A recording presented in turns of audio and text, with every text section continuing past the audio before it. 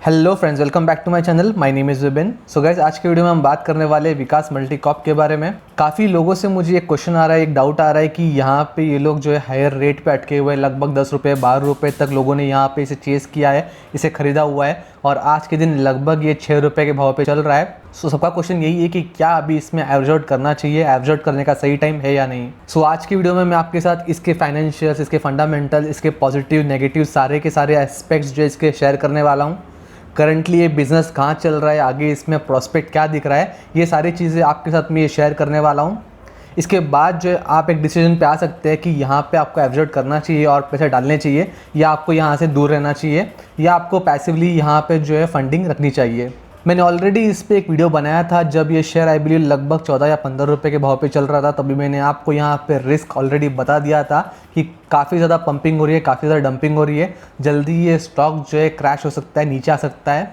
और लगभग 2 महीने में वैसा ही हुआ। इस स्टॉक ने जो है 20 रुपये का हाई बनाया अगस्त 28 को। उसके बाद से आज तक ये जो है कंसिस्टेंटली गिरता ही जा रहा है और आज अपने जो है पीक वैल्यू से लगभग आप अगर देखें तो 70% डाउन चल रहा है, 70% तक ये गिर चुका है। इस स्टॉक में 2-3 बड़े अपडेट्स है। सबसे पहला एक है कि यहाँ पे प्रमोटर ने अपने स्टेक जो है मेजरली डंप कर दिए, बेच दिए। मैं आपको इसका जो डिटेल है आगे वीडियो में बताने वाला हूँ। इसके अलावा यहाँ पे बोर्ड मीटिंग रखी गई है 12 जनवरी को। वहाँ पे जो डिस्कशंस होने वाले, जो अपडेट्स आने वाले, वो आपके साथ मैं शेयर करने वाला हूँ। और last but not the least, इस कंपनी में डेप्ट काफ़ी ज़्यादा है, उस वजह से इसके प्रॉफिट काफ़ी ज़्यादा हैम्पर हो गए। उस पर भी हम थोड़ा डिस्कशन करने वाले हैं।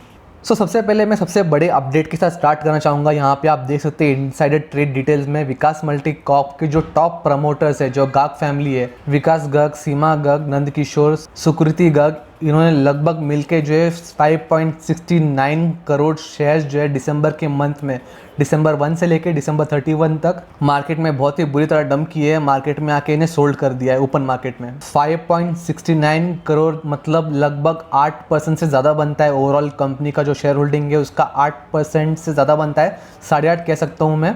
ये काफ़ी बड़ा पोर्शन है जो प्रमोटर ने आके ओपन मार्केट में सेल कर दिया, ओपन मार्केट में बेच दिया है। इसके अगर और डिटेल्स देखना चाहे तो जनवरी 2 को इन्होंने बीएसई में आके जो है क्लैरिफाई कर दिया, ये नोटिस दे दिया है। लगभग 5,69,42,732 इक्विटी शेयर, जो कि है लगभग 8.58% ओवरऑल कंपनी का, इन्होंने ये जो है ओपन मार्केट के थ्रू यहाँ पे बेच दिया है। अगर इस पे और डिटेल्स आप चाहते हैं तो यहाँ पे जो डिटेल टैब दिया हुआ है, आप देख सकते हैं। इनके शेयर होल्डिंग पहले जो थी लगभग 4.54 थी सीमा की, अगर नंदकिशोर की देखें तो लगभग 4.30 थी। ऐसे ही करते यहाँ पे जो है शेयर होल्डिंग दिया हुआ है। मेजर जो है अदर प्रमोटर्स, इन लोगों के अलावा, गार्ग फैमिली के अलावा जो दूसरे प्रमोटर्स हैं उनके पास स्टिल मेजर होल्डिंग है। इन्होंने यहाँ पे कोई डंपिंग नहीं किया हुआ है और यहाँ पे लगभग 4.55% में से इन्होंने लगभग 2.71 बेच दिया है। नंदकिशोर की बात करें तो 4.30 में से 1.49 यहाँ पे बेच दिया है। विकास गर्ग ने लगभग 23% में से 3.89% यहाँ पे बेच दिया है। और जो last but not the least Sukriti Garg, जिन्होंने लगभग 0.49% बेच दिया है। और जैसे हमने पहले देखा, इनका टोटल लगभग 5.69 करोड़ के आसपास आता है, जो कि है 8.58% ओवरऑल कंपनी का। और ये स्टेक बेचने के बाद इनके पास जो है आज के दिन लगभग 33.72% स्टेक बच रहा है। और अगर टाइमिंग देखें तो आप देख सकते हैं दिसंबर 1 से लेके दिसंबर 31 के बीच में इन्होंने ऑलरेडी सब ट्रांजेक्शन जो है यहाँ पे एग्जीक्यूट कर दिए, सारे के सारे यहाँ पे जो है सेल ऑर्डर प्लेस कर दिए हैं। इस नोटिस का लिंक मैं डिस्क्रिप्शन बॉक्स में जो है छोड़ देता हूँ। आप यहाँ पे जो है वापस एक बार डिटेल में नज़र रख सकते हैं। बेसिकली बोलना ये था कि इसका जो है कंपनी का 8.58% का स्टेक जो है ओपन मार्केट में बिक चुका है पिछले महीने। तो अभी जो रिवाइज्ड यहाँ पे आपको शेयर होल्डिंग पैटर्न दिखने वाला है, इनके फाइनेंशियल रिजल्ट के बाद काफ़ी कम होने वाला है। यहाँ पे प्रमोटर की होल्डिंग लगभग 10% से आपको गिरते हुए दिखाई दे सकती है। ये नॉट सो गुड न्यूज़ है, नेगेटिव न्यूज़ है कह सकते हैं कि प्रमोटर ओपन मार्केट में आके शेयर बेच रहे हैं जब ऑलरेडी शेयर के प्राइसेस काफ़ी ज़्यादा गिर चुके हैं अपने प्रीमियम प्राइस से। यूजुअली इसका मतलब ये होता है कि प्रमोटर अपने जो शेयर्स है वो एनकैश कर रहे हैं, यानी कि प्रमोटर को पता है कंपनी की हालत इतनी अच्छी नहीं है, इतनी साउंड नहीं है कि स्टॉक प्राइस जो है जल्दी से वापस चढ़ जाए। अभी जो प्रीमियम प्राइस चल रहा है उसी में ये लोग जो है एग्जिट ले रहे हैं। और यहीं पे हमारे जो रिटेलर्स है वो एंट्री ले रहे हैं इसके रैली को देखते हुए, इसके पास को देखते हुए। बट ये half side of the story है। इन्होंने ये स्टेक क्यों बेचा है, इन्होंने आगे कहा हुआ है, वो मैं आपको जो है आगे बताने वाला हूँ। अगर हम इनके क्वार्टरली नंबर पर नजर डालते हैं तो आप देख सकते हैं इनका नेट प्रॉफिट काफ़ी कम है, लगभग लाख में। मार्च में तो ये लोग लॉस में गए थे, लगभग 0.42 करोड़ के लॉस में थे। ऑब्वियसली कोरोना का टाइम था, इनका बिजनेस पूरा बंद था बाकी सब ओवरऑल मार्केट की तरह। उसके बाद भी ये लोग कोई अच्छा कमबैक नहीं कर पाए और जो इनका लेटेस्ट प्रॉफिट है वो लगभग 31 लाख का है सितंबर क्वार्टर में, जबकि अगर आप देखोगे पिछले साल तो 57 लाख तक प्रॉफिट था। सो यहाँ पे मैंने आपके सामने ईयरली प्रॉफिट लगाए हुए हैं। आप देख सकते हैं इनके सेल्स तो जो है कंसिस्टेंटली बढ़ते जा रहे हैं, इनके सेल्स नंबर अच्छी तरह इंप्रूव हो रहे हैं। बट इनका जो मेन इशू है वो यहाँ पे आप देख सकते हैं इनका जो इंटरेस्ट ये लोग पे कर रहे हैं, काफ़ी हाई इंटरेस्ट है, काफ़ी बड़ा इंटरेस्ट ये लोग पे कर रहे हैं। इसका रीज़न ये है कि यहाँ पे कंपनी पे काफ़ी बड़ा डेप्ट है, काफ़ी ज़्यादा कर्जे में है। उस वजह से यहाँ पे इनको जो इंटरेस्ट अमाउंट देना पड़ रहा है काफ़ी बड़ा अमाउंट है। उस वजह से इनके प्रॉफिट जो है बहुत बुरी तरह हिट हो रहे हैं। आप देख सकते हैं इनका प्रॉफिट जो है सिंगल डिजिट में लगभग 1-2 करोड़ के आसपास ही चल रहा है और टिल दिस मंथ भी आप देख सकते हैं 1 करोड़ के आसपास ही प्रॉफिट चल रहा है। सो करंट सिचुएशन को देखिए ऐसा लग रहा नहीं है कि नियर फ्यूचर में इसमें बड़ा एक टर्न अराउंड आने वाला है या बड़ा बम्पर प्रॉफिट होने वाला है। इसका जो प्रॉफिट है कंसिस्टेंटली यही चलेगा जब तक इनका जो डेप्ट है ये लोग कंट्रोल नहीं करते, इनका जो एक्स्ट्रा इंटरेस्ट ये लोग पे कर रहे हैं उसे नीचे नहीं लेके आते हैं। बैलेंस शीट में अगर देखें तो आप देख सकते हैं बोरिंग्स इनकी लगभग 41 करोड़ की हो गई है बढ़ते बढ़ते, और इनके जो रिजर्व्स है वो ऑलरेडी नेगेटिव में चले गए, -31 के इनके रिजर्व्स है। सो ओवरऑल अगर ये पिक्चर देखिए कंपनी के लिए बहुत बुरी हालत है, बहुत बुरा साइन है कि रिजर्व्स नेगेटिव में और बोरिंग काफ़ी हाई है, और इसी वजह से आप देख सकते हैं इनके प्रॉफिट में भी लगातार यहाँ पे गिरावट दिखाई दे रही है, बिकॉज इन बोरिंग्स पे इन्हें बड़ा इंटरेस्ट पे करना पड़ रहा है। बट अगेन इस मेजर प्रॉब्लम को जो कंपनी के बुक्स को खा रहा है, जो कंपनी के वैल्यूएशन को खा रहा है, जो कंपनी के प्रॉफिट को नीचे यहाँ पे लेके आ रहा है, उसे टैकल करने के लिए, उससे फेस करने के लिए कंपनी ने ये स्टेटमेंट दिया हुआ है कि लगभग 2022 तक यहाँ पे विकास मल्टी कॉर्प जो है डेप्ट फ्री बनने वाली है। इसको डेप्ट फ्री कराने की पूरी कोशिश ये लोग करने वाले हैं। सो ऑलरेडी इन्होंने जो SBI से लोन लिया हुआ है उसको इन्होंने जो है हाफ पे कर दिया है और हाफ बाकी है। सो आप यहाँ देख सकते हैं कंपनी की तरफ से यहाँ पे जो स्टेटमेंट आया हुआ है कि we have already started paying back to our banker State Bank of India and have reduced their limit from 14 crore to 7.20 crore. यानी कि जैसे कि मैंने कहा SBI से जो 14 करोड़ का लोन लिया हुआ है उससे अभी तक इन्होंने आधा पे कर दिया है, और आगे जाके 2021 तक इसे जो नील करने वाले, जीरो करने वाले हैं, और 2022 तक ये लोग कंप्लीटली डेप्ट फ्री कंपनी बनने वाले, ऐसा इनका विजन है। और जैसे कि मैंने पहले दिखाया आपको कि प्रमोटर ने यहाँ पे ओपन मार्केट में दिसंबर के मंथ में लगभग 5.6 करोड़ शेयर्स जो सेल कर दिए, 8% का स्टेक सेल कर दिया है। वो यही कह रहे हैं कि वो उन्होंने स्टेक सेल किया यहाँ पे डेप्ट रिडक्शन प्लान के लिए। जो ओवरऑल कंपनी पे डेप्ट है, जो कर्जा है, वो इसी प्रमोटर के जो स्टेक सेल है उस पैसों से जो है डेप्ट कम करने के लिए लोग यूज़ करने वाले हैं। वो पैसे जो है डेप्ट रीपेमेंट के लिए काम आने वाला है।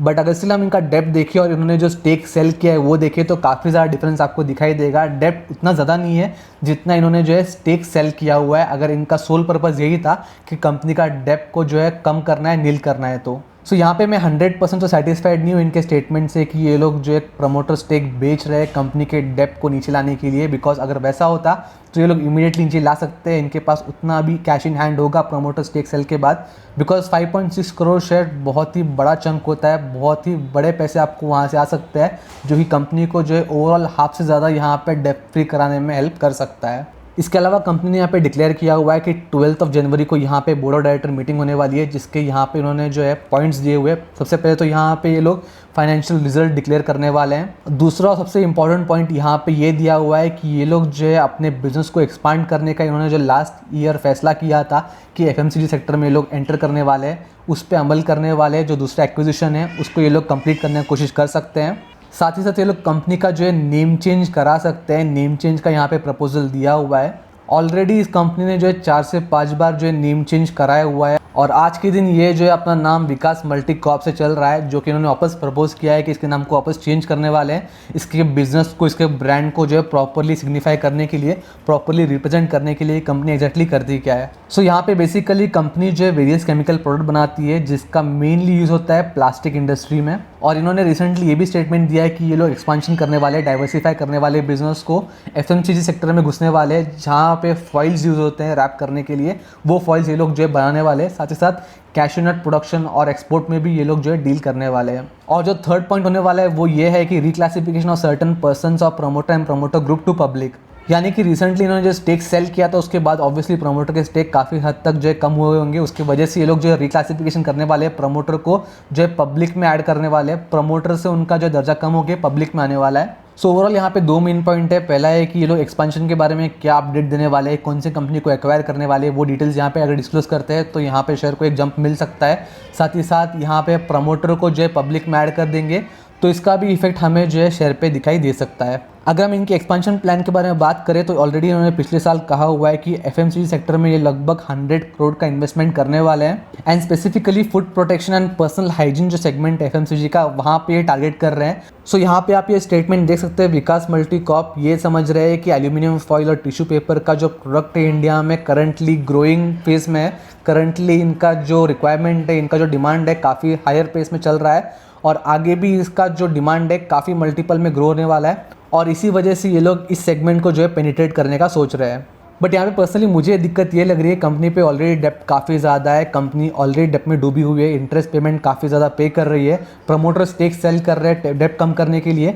तो उस बीच यहाँ पे 100 करोड़ का इन्वेस्टमेंट की कहाँ से करेंगे मुझे समझ नहीं आ रहा है, बिकॉज ऑलरेडी इनके रिजर्व जो है नेगेटिव में पड़े हुए हैं। जैसे कि मैंने आपको पहले भी दिखाया था, लगभग -13 इनका रिजर्व है। सो अगर ये लोग एग्जिस्टिंग डेप्ट को क्लियर कर रहे हैं, एग्जिस्टिंग डेप्ट पे ऑफ कर रहे हैं तो वापस नया डेप्ट ले रहे 100 करोड़ का जो है इस नए सेगमेंट को पेनिट्रेट करने के लिए, तो इन दोनों के बीच में एक लिंक नहीं समझ में आ रहा है। यहाँ पे ये लोग जो है अकाउंटिंग में सेटल कैसे करने वाले हैं वो नहीं समझ में आ रहा है। अगर हम बात करें फंडामेंटल एस्पेक्ट से इसके वैल्यूएशन की तो वैल्यूएशंस काफ़ी बुरे हैं। आप देख सकते हैं यहाँ पे आरओई लगभग 1.48 का है, यानी कि समझिएगा अगर कोई यहाँ पे 100 रुपीज़ लगा रहा है तो इसको रिटर्न में जस्ट 1.48 रुपीज़ मिल रहा है। सो ये बहुत ही पुअर आरओई है, बहुत ही ख़राब आरओई है। अगर मैं आपको और सिंपल तरीके से बताऊँ, अगर आप किसी बैंक में अकाउंट खोलते हैं, एफडी कराते हैं, सेविंग अकाउंट में पैसे डालते हैं तो आपको आई बिलीव आज के दिन 3 से 4% का रिटर्न तो मिल ही जाता है। बट अगर कोई सेम पैसे इस बिजनेस में लगा रहा है तो यहाँ पे जस्ट 1.48 का जो ओवरऑल बिजनेस जो है रिटर्न जनरेट कर रहा है। तो ये रिटर्न काफ़ी कम है, काफ़ी पुअर रिटर्न हम यहाँ पे कह सकते हैं। ऑब्वियसली यही सब रीजंस होते हैं स्टॉक को पेनी स्टॉक का नाम या पेनी स्टॉक का दर्जा देने के लिए।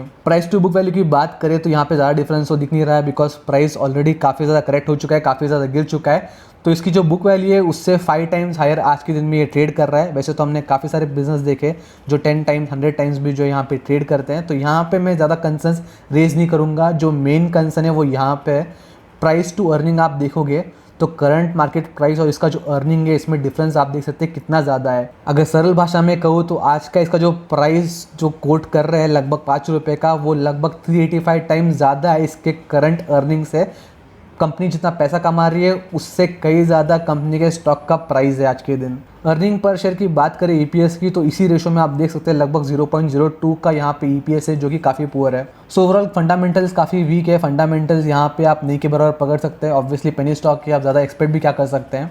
मार्केट कैप की बात करें तो लगभग 395 करोड़ का यहाँ पे मार्केट कैप है, यानी कि यहाँ पे स्मॉल कैप कंपनी भी नहीं है, माइक्रो कैप कंपनी ऐसा कह सकते हैं। जो अगला मेन इशू यहाँ पे दिख रहा है, आप यहाँ पे देख सकते हैं डंप एंड पंप गेम किया जा रहा है जो हर पेनी स्टॉक में होता है। आप देख सकते हैं यहाँ पे जनवरी 6 रिसेंटली मैंने जो डेटा लगाया हुआ है दिसंबर मंथ का और जनवरी का, अब तक जितना भी यहाँ पे जो है बल्क डील हुई है, जितना भी पैसा लगाया हुआ है निकाला हुआ है वो आप देख सकते हैं। ब्लैक लाइन वो लाइन है जहाँ पे सेल किया हुआ है, ब्लू लाइन वो लाइन है जहाँ पे बाई किया हुआ है। आप देख सकते हैं बाय सेल का रेशो कितना इजीली यहाँ पे मैनिपुलेट किया हुआ है। लाखों के क्वांटिटी में यहाँ पे शेयर जो है लोअर लेवल पे खरीदे जाते हैं और हायर लेवल पे उसी शेयर को जो है बेचा जाता है। यानी कि शेयर जब भी नीचे के लेवल पे होता है, जब इतनी बड़ी बल्क बाइंग होती है, शेयर थोड़ा चढ़ जाता है और जैसे ही लोग एंटर करते हैं उसी टाइम ये लोग जो है शेयर को डंप कर देते हैं, शेयर को बेच देते हैं। सो जैसे कि मैंने कहा पेनी स्टॉक में तो ये यूजुअल कंडीशन होता है डंप एंड पंप का, बट इस स्टॉक में काफ़ी ज़्यादा लग रहा है। आप देख सकते हैं बस 1 महीने में बहुत बड़ी क्वांटिटी यहाँ पे जो है हेरफेर की गई है, बहुत ज़्यादा सर्कुलेशन ट्रेड यहाँ पे दिख रहा है। मैंने बहुत सारे लोगों को यहाँ पे जो है इस चार्ट को देखते हुए शेयर को रिकमेंड करते हुए देखा, यूट्यूबर्स कहिए, बड़े बड़े यहाँ पे एनालिस्ट कहिए, बस यहाँ पे चार्ट को देख के लोग कह रहे हैं कि खरीद लीजिएगा। एक टाइम पे 20 तक चला गया है तो आगे भी यहाँ पे 20-25 तक जा सकता है, बट मुझे उसमें कोई सेंस बनता हुआ दिख नहीं रहा। बिकॉज चार्ट को देख के हम कैसे बता सकते हैं कि पहले ये 20 जा चुका है तो आगे भी 20 जाएगा, बिकॉज ये 20 गया था बट हमने देखा क्योंकि यहाँ पे पंप हुआ था, पैसे लगाए गए थे, उस वजह से 20 गया था और जैसे ही यहाँ पे डंप हुआ उसी रेट को ही नीचे लेके आया। तो क्या गारंटी है कल को जाके कोई पंप करेगा या नहीं, क्या गारंटी है वापस ये इतने वापस उछाल देगा या नहीं। हमें बिज़नेस का प्रॉस्पेक्ट समझना चाहिए, बिज़नेस के फाइनेंशियल समझना चाहिए, उसके बाद ही एक बार इन्वेस्टमेंट या डिसइन्वेस्टमेंट का सोचना चाहिए। बस चार्ट को देख के कि कोई स्टॉक एक टाइम बहुत हायर लेवल पे ट्रेड कर रहा था तो ऑब्वियसली आगे जाके भी उसी लेवल पे ट्रेड करेगा, ये समझना बहुत ही बेवकूफ़ी होगी, बहुत ही बड़ा रॉन्ग डिसीजन होने वाला है लाइफ का। सो आई होप यहाँ पे वही लोग पोजीशन ले रहे हैं, वही लोग यहाँ पे इन्वेस्ट कर रहे हैं जो अपना लक आजमाना चाहते हैं, जो लॉटरी खेलना चाहते हैं, जिनको लग रहा है कि एक टाइम पे अगर शेयर ऊपर जा रहा है और आज के दिन नीचे चल रहा है तो कल के दिन वापस ऊपर जा सकता है। सो उसे हम प्योरली लॉटरी बेस्ड सिस्टम कहते हैं कि अगर कोई डंप एंड पंप कर रहा है तो हम उसका बेनिफिट ले, हम उसमें जो है बहती गंगा में हाथ धो लें। और उस चीज़ में ऑब्वियसली कोई बड़ा इन्वेस्टमेंट यहाँ पे करेगा नहीं। अगर किसी का पोर्टफोलियो साइज 1 लाख रुपए का तो 1000 से ऊपर यहाँ पे डालेगा नहीं, बिकॉज ऑब्वियसली सबको पता है यहाँ पे जो पैसे डाले हुए ऐसे स्टॉक में कब वापस रिटर्न देगा भी या नहीं, उसका कोई गारंटी नहीं होता। सो आप उसी हिसाब से यहाँ पे इन्वेस्टमेंट कीजिएगा, बड़ा इन्वेस्टमेंट यहाँ पे मत कीजिएगा। 500 से 1000 रुपये आई बिलीव बहुत ज़्यादा हो गया, कोई इन्वेस्टमेंट कर रहा भी होगा तो उसके ऊपर यहाँ पे इन्वेस्टमेंट करना आई बिलीव बहुत ही बड़ा यहाँ पे रिस्क होगा, बहुत ही बड़ा जुआ होगा। स्टिल अगर आपके पास कोई ऐसी न्यूज़ है, आपको ऐसा प्रोस्पेक्ट है कंपनी की तरफ से, आपको ऐसा लग रहा है कि आगे बढ़ सकती है company, multibagger turn out कर सकती है, तो अलग केस है, वो आपका रिसर्च होगा, आपका कन्विक्शन होगा। बट किसी की बातों में आगे किसी का टिप सुन के यहाँ पे जो है छोटे प्राइस को देख के ललचा के ऐसे स्टॉक में इन्वेस्ट करना एक बड़ा अमाउंट आई बिलीव बहुत ही घातक हो सकता है। ऐसे लोगों को जल्दी एग्जिट लेना पड़ता है ओवरऑल मार्केट से लॉसेस में जाने के बाद। सो यहाँ पे जो मेन क्वेश्चन आ रहा है कि यहाँ पे जो लोग इन्वेस्टमेंट करने का सोच रहे हैं, जो हायर रेट पे अटके हुए 15-14 के रेंज में अटके हुए जो लोग सोच रहे हैं अभी एवरेज आउट करें, तो उनके लिए मैं ये कहूँगा कि आपका भी वेट करना चाहिए। आपने ऑलरेडी काफ़ी हायर रेट में इसे खरीदा हुआ है। अगर ये स्टॉक एक्चुअली परफॉर्म करता है, स्टॉक में एक्चुअली टर्न अराउंड आता है, तो आपका जो प्राइस है जल्दी मीटअप हो जाएगा। आपको जल्दबाजी करने की ज़रूरत नहीं है, बिकॉज यहाँ पे रिस्क टू रिवॉर्ड रेशो काफ़ी ज़्यादा फ्लक्चुएटिंग दिख रहा है। यहाँ पे रिस्क काफ़ी ज़्यादा है और रिवॉर्ड का जो रूम है थोड़ा कम लग रहा है, बिकॉज इसमें जो न्यूज़ आ रहे हैं, जो अपडेट्स आ रहे हैं, इसमें थोड़ा सेंस नहीं बन रहा है, बिकॉज नेगेटिव न्यूज़ भी आ रहे हैं, पॉजिटिव न्यूज़ भी आ रहे हैं। एक्जैक्टली कहाँ पे जाए, किस पे बिलीव करे, अभी तो करंट मार्केट में कहना मुमकिन नहीं होगा। इसके फाइनेंशियल्स देखिए, इसके फाइनेंशियल सुधर रहा है, डेप्थ कम हो रहा है, यहाँ पे इंटरेस्ट इनका जो पेमेंट है वो कम हो रहा है, तो यहाँ पे जो इन्वेस्टमेंट करने का सेंस बन रहा है, कंपनी इंप्रूव हो रही है सोच के। बट जस्ट किसी न्यूज़ को पढ़ के बस यहाँ पे कंपनी का कोई रैंडम स्टेटमेंट देख के यहाँ पे इन्वेस्टमेंट करना, अपनी जमा पूंजी लगाना बहुत बड़ा रिस्क हो सकता है। सो बेसिकली मैं ये कहूँगा जिन्होंने भी यहाँ पे हाई रेट में खरीदा हुआ है, अगर आज के दिन उन्होंने बेचा नहीं है, स्टॉप लॉस लगाया नहीं था, तो उन्हें होल्ड ही करना चाहिए और पैसे लगाने नहीं चाहिए, वेट करना चाहिए। अगर टर्न अराउंड आता है तो आपका प्रॉफिट मीटअप हो जाएगा, आप एग्जिट ले सकते हैं। बट चांस ऐसा भी लग रहा है इस प्राइस से जो है अपर सर्किट हिट होते होते एक टाइम के बाद जो है ये नीचे भी जा सकता है, 4 रुपये के रेंज में भी जा सकता है, या हो सकता है उसके नीचे भी चला जाए। तो आपको जो है पेशेंटली वेट करना चाहिए। एंड जस्ट एक रिक्वेस्ट है, इसमें बड़ा पोर्शन इन्वेस्ट मत कीजिएगा। लॉटरी सिस्टम है, लॉटरी में जितना पैसा लगाते हैं उतने ही पैसा लगाइएगा। आई डोंट बिलीव कोई लॉटरी में जो है अपनी पूरी मंथ की सैलरी लगा देगा या जो है हज़ारों लाखों रुपए लगा देगा। लॉटरी में जस्ट 100 लगाते हैं, 500 लगाते हैं, 1000 रुपये लगाते हैं, वैसे ही पैसे आप यहाँ पे लगा के भूल सकते हैं लर्निंग के लिए, समझने के लिए कितना बड़ा रिस्क होता है पेनी स्टॉक्स में, कितना ज़्यादा यहाँ पे जो है risk to reward ratio vary करता है। हाँ, बट अगर किसी ने यहाँ पे जो है प्रॉपर रिसर्च किया हुआ है, उसे लग रहा है कि मैनेजमेंट के पास पोटेंशियल है, मैनेजमेंट ने जो बातें कही है, यहाँ पे ये लोग एक्सपेंशन करने वाले हैं, यहाँ पे बिजनेस बढ़ने वाला है, ओवरऑल टर्न अराउंड आने वाला है, उस बेसिस पे यहाँ पे इन्वेस्टमेंट कर रहा है, तो वो पर्सनल चॉइस होगा, पर्सनल कॉल होगा। बट किसी के बातों में आके यहाँ पे डिसइन्वेस्टमेंट, ये इन्वेस्टमेंट मत कीजिएगा। अपना रिसर्च पूरा कीजिएगा, फाइनेंशियल्स, वैल्यूएशन सब जानने के बाद ही यहाँ पे जो है आप एक रिस्क लीजिएगा, एक यहाँ पे जो है नज़र डालिएगा। वीडियो पसंद है तो प्लीज़ लाइक करके शेयर कर दीजिएगा, चैनल को सब्सक्राइब कर दीजिएगा। मैं आपसे जल्दी मिलूंगा, तब तक के लिए गुड बाय।